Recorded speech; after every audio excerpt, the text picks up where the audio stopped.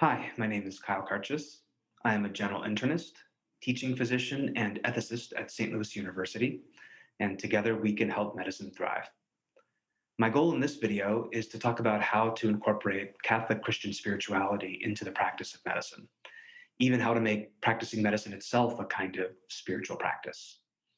We shouldn't see our careers in medicine as something outside of our Catholic belief, but rather seek to unite our careers with our lives of faith and our worship of God.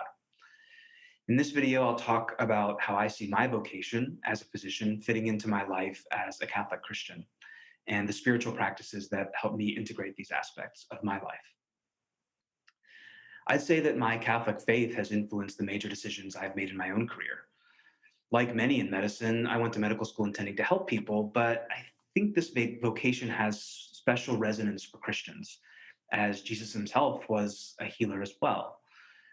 Many of Christ's miracles in the Gospels are instances of physical healings, often of the kind that modern medicine, with all its powers, can't accomplish, or at least not yet. What strikes me about these Gospel accounts, however, is how personal Jesus' healing is. He goes to the sick, spends time with them, touches them. It's not for nothing that the corporal work of mercy that flows from these encounters is not to heal the sick, the special province of healthcare workers such as physicians, but rather to visit the sick. Something that everyone can do, but that paradoxically physicians sometimes perhaps fail to do. What I mean here is that in their rush, our rush as physicians to get through a clinical encounter, to diagnose and treat the patient as efficiently and effectively as possible, putting the patient in the right box, so to speak, physicians sometimes risk overlooking the real, unique, often messy humanity of the patient in front of them. They may forget that in attentive and sympathetic listening and reassurance that the patient is not alone may help just as much as another medication in helping a patient truly to heal. In Fratelli Tutti, his social encyclical, Pope Francis writes about the importance of this kind of encounter for Christians. It's precisely because we recognize our fellow human being as created in God's image and likeness that we have a foundation for true solidarity, in which we treat one another not as abstractions, but as individuals, as persons in need of healing, of help, and even of love. Within healthcare, we should see each patient not as just another case of this or that disease, but rather as a person, a uniquely loved creation of God.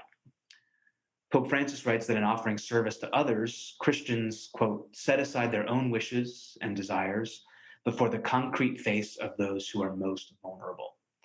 Service always looks to their faces, touches their flesh, senses their closeness, and even, in some cases, suffers that closeness and tries to help them. I think that Catholic Christian physicians should stand out in their willingness to, quote unquote, suffer that kind of closeness, as the Holy Father says, to bear with our fellow human beings, to be charitable in listening to their struggles. And in that way, our practice of medicine becomes part of the way we serve God, carrying on Christ's own ministry of healing. One of my goals in choosing to become a primary care physician was to ideally develop these authentic long-term relationships with my patients. I want them to think of me as their physician, someone who's ready to listen to them and to respond to their needs. Of course, it's one thing to recognize this connection intellectually, but how practically can a Catholic physician make this devotion concrete in his or her day-to-day practice amidst all the many challenges of contemporary medicine?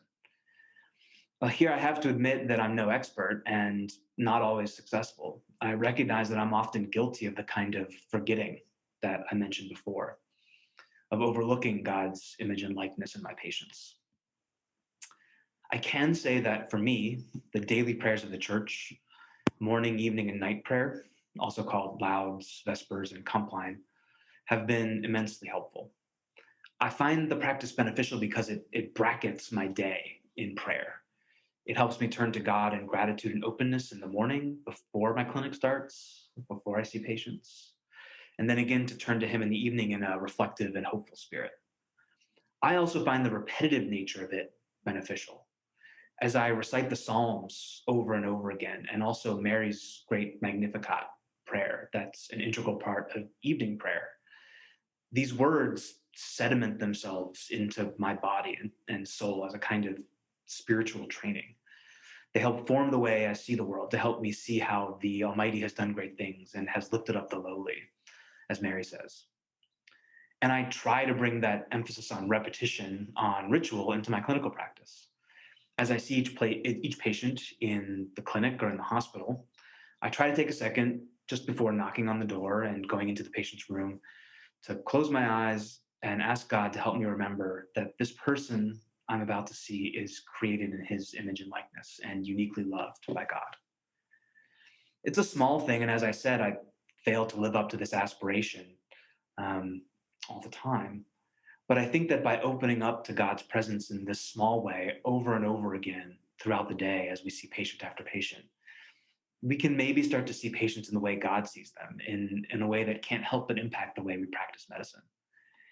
And I hope too that it can help resist the burnout and moral distress so many physicians report feeling, because it helps us incorporate our medical practice into the great task of our lives as Catholics, to know, love, and serve God.